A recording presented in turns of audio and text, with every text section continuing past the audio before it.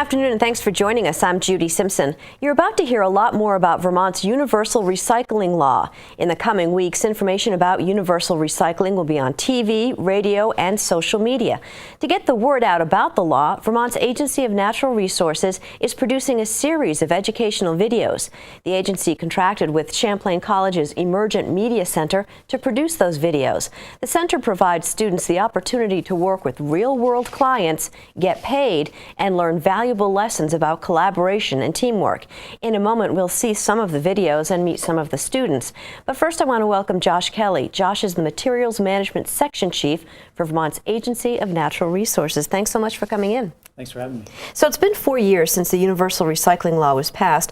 What effect has it had so far in getting reusable materials out of landfills? So far, the most significant thing we've seen is a decrease in trash. Typically, trash doesn't fall in volume or tonnage unless there's an economic downturn. And this past year, from July 1, 2015 to this summer, July 1, 2016, we saw a 5% reduction in trash statewide. And 5% may seem small, but that's significant to us where we track that data. In addition, we've seen our recycling rate, the amount of materials that Vermonters are recycling and separating, and that includes composting as well, has increased from 33% to 35%. So that's significant as well. I'd say one of the things we didn't anticipate the impact of was food donation as a result of the universal recycling law. As some folks may know, the law focuses on two materials: recyclable items, your paper, your cardboard, glass jars, bottles, cans, plastic bottles and jugs, and then metal cans and aluminum cans. But it also focuses on leaf and yard waste and food waste. And that focus on food waste has resulted in a significant increase in food donation from some of our major supermarkets and other businesses around the state. So the food bank has reported to us that they've seen nearly a 40% increase in food donation over the past couple years. That's incredible. Yeah. Now, there's another deadline coming up next summer? Correct. So July 1, 2017 is the time when your transfer station that takes your bag trash is required to offer you food scrap collection service. We have more than several. We have probably dozens that do that right now in the state of Vermont. And then haulers are required to offer food scrap collection services in different parts of the state. So you should ask your hauler and ask your transfer station about those services coming up this coming summer. Mm-hmm. And so what is one of the most asked questions that you get? I think the most common question with this law is what will enforcement look like? What is it going to look like? When recyclables are required to be separated from trash. We get that a lot, and I consistently go back to the legislation that was passed. It was passed with the intent of increasing recycling and composting in the state. We were looking at what's in our waste stream and seeing that residential trash still has significant recyclable materials in it, metal, glass, and plastic, and paper. And it has almost a third of it is organic in nature: leaf and yard debris, food waste, primarily food waste, and that material can be put to better use. We've seen huge success with food donation in this state, particularly not just the amount, but the healthy food. The food bank is reporting more meat and more fresh produce being donated to food shelves around the state. And the food shelves are saying that people are starting to come more frequently because they can get a full set of groceries, whereas before they just got dry goods or canned goods. Mm-hmm. They're actually getting more wholesome meals. But what about for just a regular household and separating out some of the waste? I've heard things about, it's going to be messy, but there are ways to handle that. Yeah, I think we're really hoping that people have options. And we're working with our solid waste districts, alliances, and independent towns, as well as haulers and other solid waste facilities, composting facilities, recycling facilities around the state to ensure that services are available. So in the previous summers when recycling requirements rolled out, we've confirmed all transfer stations have recycling available, collection available. Haulers across the state are collecting recyclable items. And now we're in the next phase, sort of looking at organic materials, food waste in particular. And our solid waste districts are giving discounted or at cost home composting bins to people that are for sale. So we're hoping that people have home compost options, drop-off options for food scraps, and eventually food scrap collection. Now, how did you end up working with the Champlain College's Emergent Media Center? One of my colleagues had seen them at a Vermont Climate Economy Summit, and at the event, the students had taken pieces of that summit's speakers' presentations and made these very short videos towards the end. And she was impressed by how quickly they summarized the storylines at that event. So that's how we first heard about them. And then through the RFP process we put out, they ended up applying for this this contract, and we chose them to work with. All right, well, let's take a look at a clip from one of the videos produced by students at Champlain College with the goal of promoting recycling and composting in Vermont. Hi, Dad. Hi, Grandpa. Hey, kiddo. Hey, kid. And what did you do at school today? We learned about the branches of government and recycling. Recycling? I guess they're going to be making a big deal about all of that now that it's law and everything, huh? Well, the law may be new, but recycling ain't new. It's been around for a long time, before you. And even me. Why, I remember when I was a kid, we had to salvage and reuse everything from glass bottles, tin cans, and even rubber tires. During World War II, materials and resources were scarce. Because of this, the government encouraged Americans to recycle everything that they could.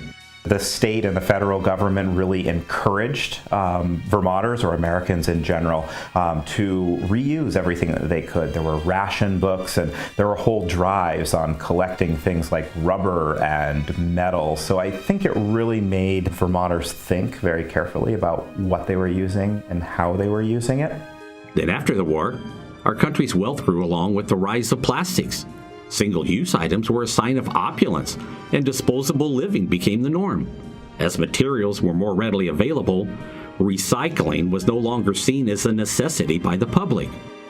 You see, son, recycling isn't new. It's throwing perfectly good stuff away that's new.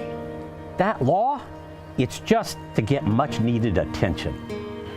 Well, that is interesting, but isn't it kind of a waste of time and money? I mean, you're spending all this time sorting and then you're just recreating everything. Nuh-uh. Recycling is cheap because you don't have to make anything new. You see this can here? If you put it in the landfill, it just stays there and it ends. If you put it in recycling, it goes to the MRF, it gets sorted, and it gets made into new material for companies to use. When you finish using something like paper, cardboard, or containers, they never disappear. You have a choice to send them to a landfill with your trash or put them in the recycling bin to be made into new products, which is far more economical than sending it to a hole in the ground. The first step in the recycling process occurs here at the Materials Recovery Facility, or MRF. So here at the MRF, as we call it, recyclables come in all mixed together, and then through a variety of machinery and human sorters, at the end of the line, they're all separated out into various streams that get put into bales and marketed all over the country and the world. Over the last several years, we've averaged between $750,000 and $2 million in revenue from sale of recyclables. So why don't more people know about recycling? All you hear about is this nature mumbo-jumbo stuff. We actually have a pretty good system in place here, right? You say nature mumbo-jumbo, but nature did it first. That's where we got our system from. Yeah, it's nature's way of recycling. Dead leaves and stuff from plants get broken down in the soil. Then their energy can be used again. It's called composting. Oh, wait a minute. Wait right there. Recycling's enough. We're not going to be composting, too. No, it's important. It's nature's way of recycling, but just without the blue bins. She's right. My mother would bury our food scraps in the garden to put the nutrients back in the soil that we originally took out. But it goes way past that. This is nature's way of recycling so that nothing gets wasted. Leaves and plants break down into the soil at the end of their life, so their energy and nutrients can be used by the new plants. So why not do the same with food? Composting is nature's tools to recycle food scraps and organic materials. Rather than tossing wasted food in a landfill mixed in with trash, you are giving back what you took and putting those nutrients back into the soil. There really isn't anything new or scary about recycling or composting. It just makes sense. But it still seems pretty complicated. It's really not that hard. I can teach you to recycle. And compost too. All right. I guess I've got a lot to learn between the two of you. Come on, kid. I'll show you how. And I'll help too, kid. There she is. Clearly an intergenerational message there. Is it hard to reach certain demographics when it comes to this message?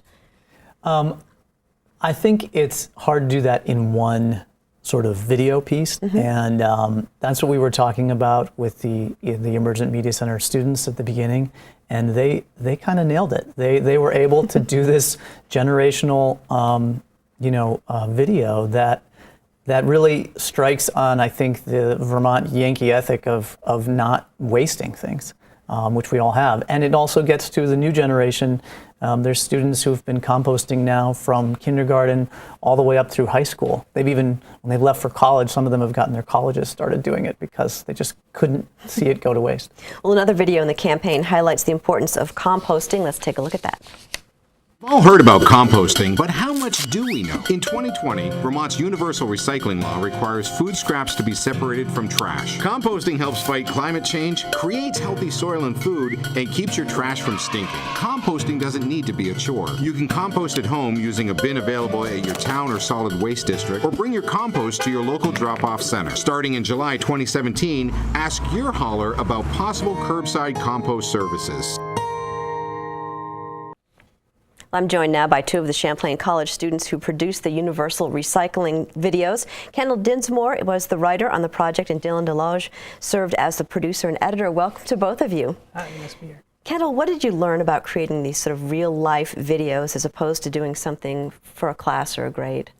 I learned how to adapt my voice for a client. Mostly, it was my biggest takeaway from it. I had never worked for someone else before, and so it was a big learning experience to take my skills and adapt them to what other people needed versus what I needed or was assigned for a grade. And Dylan, compared with other jobs or responsibilities you've had, how is working at the Champlain College's Emergent Media Center different? I'd say it's a lot different than what I've done in class and in other positions just because of that teamwork aspect. We had a much bigger team of 5 people, and it was just a lot different than working by myself or with one other person, which is what I've done in a lot of my classes and other work positions. So that was a really good experience to just work with people from other majors and other backgrounds. Was there a time during the process that you thought maybe this isn't going to get done? I don't really think there was a time where we didn't think it was going to get done. I mean, we definitely hit a lot of roadblocks, but we knew we had something to deliver and we were going to get it done. Yeah, there were days when we were panicking, but overall I think we were pretty confident in ourselves. Yeah. So is it different to have a deadline that's a professional deadline versus a class? How is that different? With classes, you can always, your professors want you to grow and change and adapt your work for the better, whereas with a professional deadline, you're trying to get something done in the best possible way for a client by a date. And so there's less leniency with it. And so working on a professional project, did that sort of change your focus of maybe what you want to do in the future? I definitely got to do more client work, which I had done before, but it definitely gave me a new perspective on it and what it's like to work in that larger production team, because that is kind of what it's like in the real world too. What did you find, Kendall? I had never worked for a client before, so it was awesome to see that. And again, working with people on a larger production team for one, and then people who I had never worked with before, people who I don't necessarily have friendships with outside of it, so people I was thrown into a job with was important to learn about. And how about for the future? What do you think the next year will bring for you? I'm hoping to get more experiences working with clients and doing more video production for sure.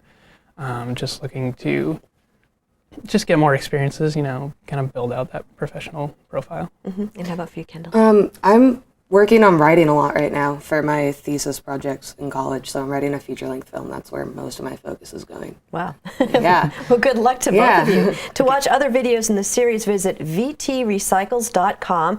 The website also has information about the universal recycling law and the waste facilities in your area. That's vtrecycles.com. And thanks for joining us. I'm Judy Simpson. We'll see you again next time on Across the Fence.